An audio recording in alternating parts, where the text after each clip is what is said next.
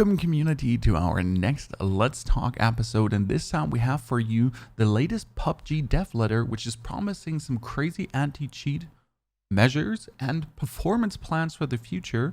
Plus, there's a awesome thing coming for creators, which is the code, the creator code for PUBG. It might be very late to actually introduce a creator code for PUBG, but you can now, from Season 7 on, if you want to purchase anything in PUBG, choose your favorite creator that's in the creator code beta, go into your PUBG account, I'll link below the link for that, click for the thank you program for creators, and support whoever you want, just like in Fortnite. So I currently have chosen Spreezy, so if I buy the battle pass now, he'll get 5%, if I'm not mistaken, of any purchase I do in ever a shop now for PUBG. Whatever item I get, Spreezy will get something from that from me. Because he's a great creator and he deserves it. You can also enter the code Ponyhoff, which doesn't work for me, but you can see this list here. Those are all the people that are going on. There's also Mr. Ponyhoff, but I can't create. Oh, I can actually support myself. I guess I can support myself, but I will keep it with Mr. Spreezy. So I can support myself as it seems, but I'll keep it with Mr. Spreezy. That's the content creator program. But now let's go through the dev letter and what PUBG is promising us for the future, and if we choose to believe them. Players, this is Tazok Yang, executive producer of PUBG PC. With the entire world facing the threat of COVID-19, let me start by wishing you and your loved ones good health. Like everyone, PUBG teams around the world had to change our work practice a bit, but we're doing all we can do to safely provide new content on uninterrupted live service to you all. Thank you, Mr. Tazok Yang.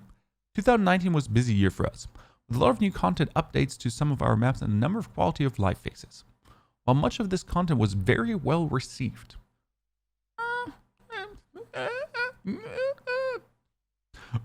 we know some of our efforts didn't land as well with you.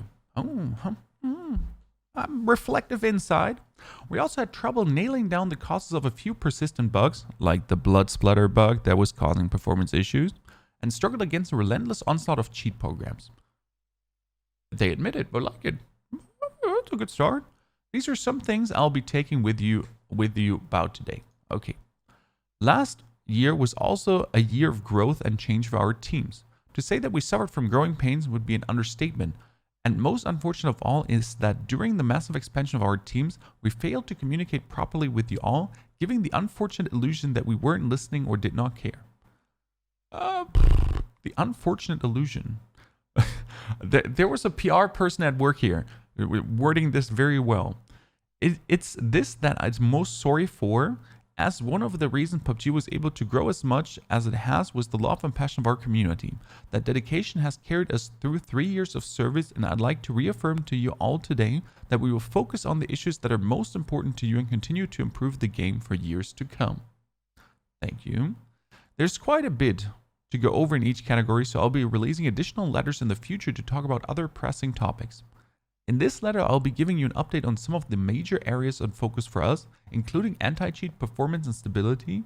We may be throwing around a lot of technical terms, but we've tried our best to make everything as easy to follow as possible. Dummy talk. Also keep in mind, for anti-cheat especially, we've tried to share as much of our plan and progress as we can, without giving too much information out to the people we're trying to stop. So, we have countermeasures for hacking and cheat programs, improved preventive measures, strengthened monetary banning reliability, performance and stability, performance improvements, stability improvements, network improvements. Yeah, okay, sure. You just read this and you're like, yeah, okay. So countermeasures for hacking and cheat programs. Let's see. So the fight against cheat programs is never ending and something we've been trying very hard to find a solution for. There's no solution, as always. Cheating is, they always try to stay one step ahead, but we'll see. Last year, we spent time working on various measures to block cheat programs. Most of these actions focus on blocking cheat program developers to make it more difficult for them to create these highly lucrative cheats. As these cheat developers excel at adapting to our measures, we choose to keep these efforts secrets to increase the time it takes for them to react as much as possible. The unfortunate side effect of this is that it makes us look like we're doing nothing against a high priority issue. This year, we'll be making improvements to ensure players can feel the impact of our efforts. So, enhanced preemptive measures. Preemptive anti-cheat actions mean making cheat programs unable to function before a cheater ever runs the program.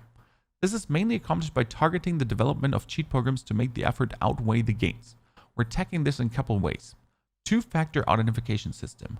We received countless support tickets from players whose accounts have been permanently banned after their Steam account was hacked and used with cheat programs. That's actually a very common issue, surprisingly. The sellers of cheat programs often trade these accounts due to the high account turnover their customers experience. The vast majority of hacked accounts do not have Steam Guard activated, and many have their login information compromised through phishing sites that lure players in with fake promise of free in-game items. To help prevent hacking and improve account security overall, we will be adding SMS authentication and a secondary authentication system using a one-time password. Your account will need to have two-factor auth enabled in order to participate in ranked games. I like that. I mean, it's not a big thing, but if people get their account stolen because they don't have Steam Guard activated, my account gets stolen too one time because I didn't have Steam Guard activated. Steam luckily got me my account back. I even had to buy a second PUBG to be able to play PUBG on that day. It was crazy. So it's not even a joke. Activate two-factor auth, and it's good that they're adding that. So it's a tiny something, but that definitely helps already. It's more a user problem than a game problem though, that one. Improve hack vulnerability in code. Cheat programs target specific factors to manipulate our code. Here's what we're doing to prevent manipulation to weapons, vehicles, and character movement. Weapons. Reinforce server authentication related to the gun's firing angle, recoil, ballistics, trajectory, etc. Analyze and overcome the vulnerability of client logic related to aiming. Yeah, sounds like mambo jambo. Reinforce server authentication related to vehicle speed, moving angle, the time period it can remain in the air, etc. This will not only ban accounts that are detected, but will also deter cheating tools in real time, kick cheaters out of the match, and issue an instant bans. This is very important that they actually have the detection better, where it says top right corner, certain person XYZ get removed for using, third-party tools. Happens. But obviously, the way you read it, it just sounds like mambo jambo. I mean, yeah, sure, if they do this, it's great, but there's obviously, they can't write how they're going to do it, what they're going to do. So if this works, sure, I'm happy. To date, we've banned millions of accounts for using cheating programs. However, even with bans happening on massive scale, cheaters still make it through and in some cases remain for much longer than they should. This year, we're focusing on enhanced detection for our automated ban system as well as improving our hardware ban system. Okay. Our teams will further expand the detection range to better prevent cheat programs. While our initial efforts yielded significant results, the developers of these cheat programs soon found ways to bypass our detection methods. For example, people used to have headshot cheats where they have high headshot rates. Now there are cheats where they have zero headshot rates, they do only neck shots. They have an aimbot that does only neck shots, which do insane damage, but they're not registered as headshots, so you don't have a 50 or 70% headshot rate. We've been working to mitigate the issue by pushing updates on a regular basis. Cheat programs have also been targeting kernel domains to help their programs greatly avoid detection. To help close these loopholes, we'll soon be expanding our focus here so that our anti-cheat solutions have higher authority to detect and stop these persistent cheats. So automatic analysis, this is obviously my main happiness. The disadvantage of the manual analysis method is that it requires repeated countermeasures update due to the cheat programs being consistently updated to stay a step ahead. One example is the automatic shutdown of a PC when our program initialized the authentication process of a suspected account. The goal is to automatically find clients using cheat programs by looking for exact differences in values between environments that are legitimate and those using cheats. By looking for exact differences in values between environments that are legitimate and those using, whatever that means. We can then automatically block the account if the environment is not pure. I mean, reads nice. Whatever it does, if it works, it works. When a hardware ID ban is issued, it records information of the specific components inside a PC so that even when a new account is purchased or stolen, our servers know that PC is blacklisted. The more information collected, the more accurate the ban is. But by seeking this additional information, our methods become easier to get around, as sometimes replacing a single component is enough to bypass the ban. In addition to this, the developers of cheat programs have found ways to falsify hardware ID data, which renders these efforts much less effective as well. We've recognized the limitation of the existing HWID ban, system and are developing improvements. These improvements will seek hardware information at the user and kernel level using specific algorithms so that even the cheat programs tries to bypass will be able to quickly block the program again. This should help apply bans to PCs as well as accounts that use cheat programs. I mean, this is a good read, and a lot of people should read this because I know that hardware cheat programs also falsify the data. This is a known fact for some, but if you read under tweets for PUBG, it's often just hardware ban. Why don't you just hardware ban? You know, people are just like in that, they're just a bit brain dead, and you got to consider that yes, the cheat program creators are not stupid. They can falsify the hardware ID data too. Okay, strengthen the level of bans. One way we detect cheaters is through the reports you send in during your games. Among those reported users, we instantly ban those who have direct evidence of cheating and impose a temporary 24-hour ban on others that need further investigation. The majority of temp ban users convert to a permanent ban, but a small portion are cleared due to either lack of evidence or us finding that their account was falsely flagged. Our goal is to avoid false ban as often as possible, so we're cautious when taking actions against an account. However, we've come to realize that being too cautious here can negatively impact far more people than the suspended account. Rather ban one person falsely than offend the millions he's potentially cheating on. Thus, we're changing our investigation methods to be more strict against accounts that have been temporarily banned on suspicion of using cheats. Thank you. A lot of my friends have this problem. In addition, we will target suspected cheaters for additional monitoring. If an account has been temp banned at least once, it will be added to a management list to be investigated further, sometimes including live monitoring of how they play the game. Thank you. If an account is temp banned multiple times on suspicion of cheating, we will automatically add additional time to their ban to ensure we have time to properly investigate the account. We're also looking to further automate the investigation process so that users who are found innocent can quickly return to the game by accumulating appropriate proof across multiple innocent accounts to check against. In order to apply these measures, we'll need to reestablish our existing policy standards. Our plans to apply these in June of 2020. Thank you. There are a lot of cheaters that get temp banned but don't get perma banned. Now that we've discussed our anti-cheat plans, let's move on to some of your other pressing issues. Performance and stability. First of all, we know it hasn't been the best year for this category so far, with persistent network server and game client issues, although providing a high level of service is always one of our top priorities. Specific issues have endured for far too long and overshadow any good improvements we make. Yes. Hitching and game crashes especially have increased and remained persistent in the recent month. Your feedback has been heard loud and clear and completely justified. This sounds like a letter like, please keep playing our game. We admit all our mistakes. Don't be mad. We'll fix it. This sounds like the Fix PUBG campaign. I mean, it's nicely worded, but right now, like everything sounds good, but it sounds a lot like, please don't leave our game. Recently, we deployed a fix that greatly reduced instances of hitching for many users in the game. We also rolled back the blood changes we made in update 5.3 because they were causing crashes. While it's nice to have found solutions to these issues, we know we need to be faster at detecting these issues if they make it into the game, and more importantly, finding them before they get here. To this end, we're working on making our pre-deployment tests more efficient. In the case of our game servers experiencing issues, the biggest cause here has been an onslaught of DDoS attacks that had persisted for many months. Earlier this year, we rolled out a new defense we developed to mitigate these attacks, which has proved to be effective.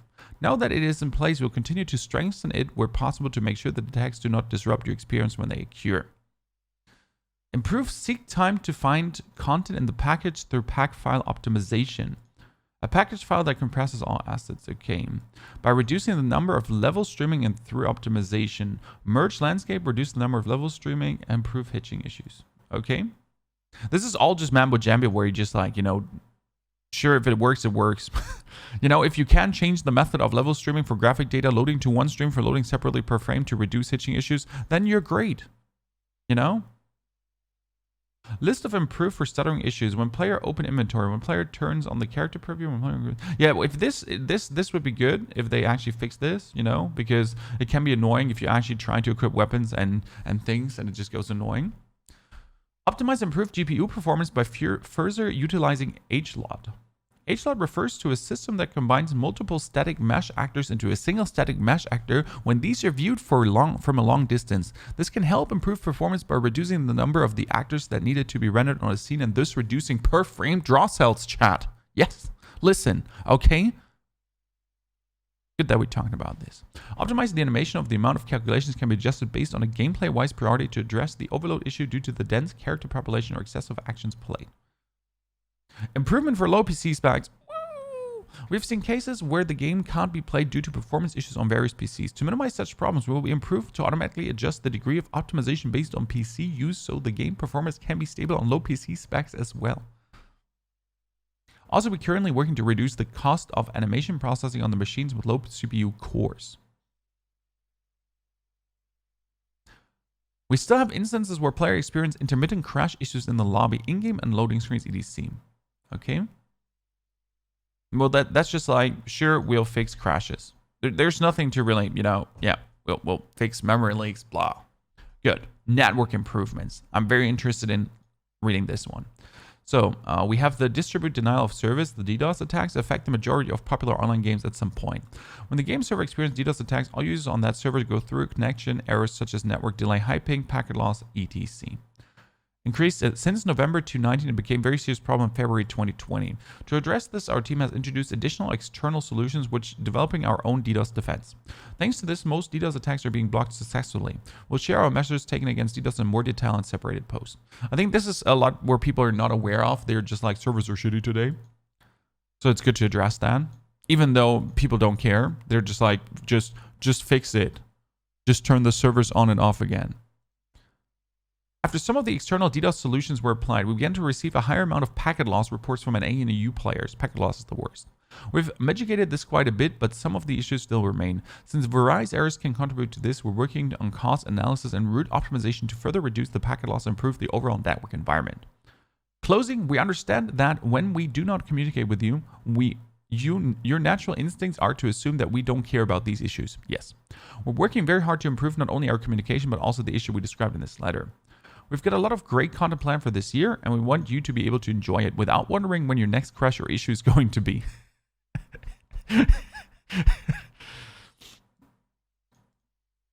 Well done. I've said quite a bit already for one letter, so we're going to release further communication on other issues at a later date. Also, thank you for patience while we get this letter out. We felt it was worth a little extra time to fully articulate what we've been working on and what our upcoming priorities are.